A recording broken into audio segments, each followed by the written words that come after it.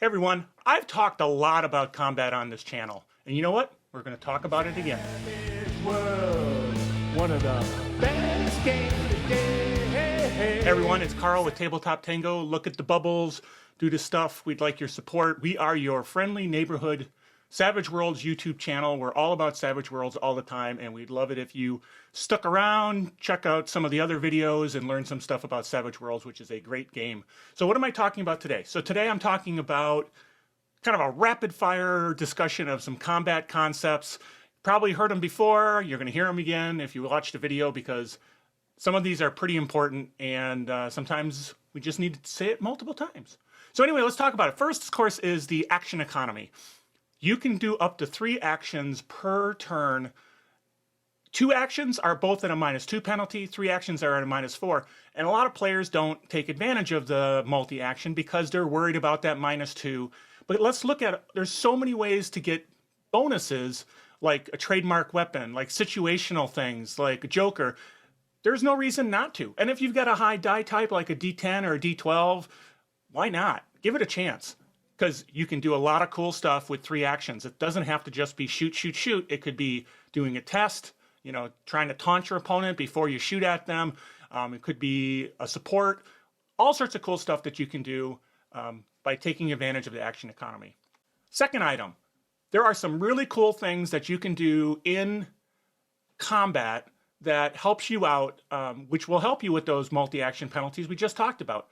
2 of them are Wild Attacks and Desperate Attack. A Desperate Attack gives you a +2 or a +4 at the expense of the same amount of damage. So -2 damage, -4 damage. A Wild Attack gives you a +2 on your attack rolls and damage rolls at the expense of becoming vulnerable. And vulnerable means that everyone attacking you can get a +2. So that's kind of dangerous, but in certain circumstances, it makes a lot of sense to do. Maybe you're not surrounded by an opponent and you're going one-on-one with somebody, and you want to make sure that you really do hit them and you really do as much damage as you can. So don't forget about Desperate Attack and Wild Attack as 2 things in combat that can really change the game. Third thing, I talked about this many times before. Take advantage of tests. Tests are something that you do an opposed roll with your opponent, and if you succeed, you can make them either distracted or vulnerable. On a raise, you can do both. So it's a really great opportunity to help out your party. So a good test roll, taking that opponent, kind of putting them back on their back feet, can give all your friends a +2 on their attack. Or if it's a big opponent who's really kind of tough and you want to kind of whittle them down a little bit, -2 on their rolls can be fantastic. So take advantage of tests. Again, with that cool multi-action, you can still attack and do a test at the same time. Now it's at -2, but you can do it. Bennies. So bennies are a huge part of the Savage Worlds game.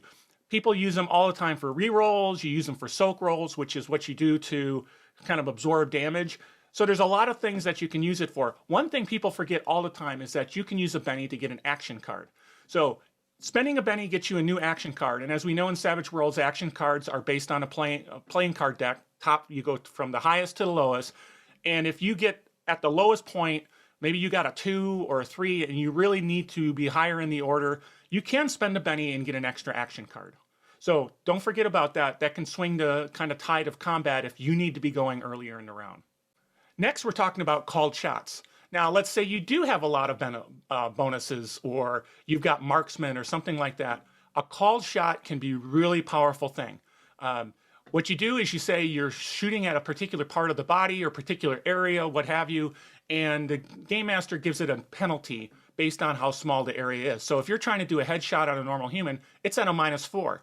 Now the benefit from doing a headshot is if you succeed, you get a +4 in damage. So you get a -4 to hit, but a +4 to damage, and it bypasses armor if they're wearing body armor and they don't have a helmet on. So that can be a powerful, powerful tool if you take advantage of it. Now, those penalties are pretty bad, but again, trademark weapon, aiming, being a marksman, all those things can help out to take some of the sting out of that. Or you just got a high roll and you need to do it, so why not give it a try?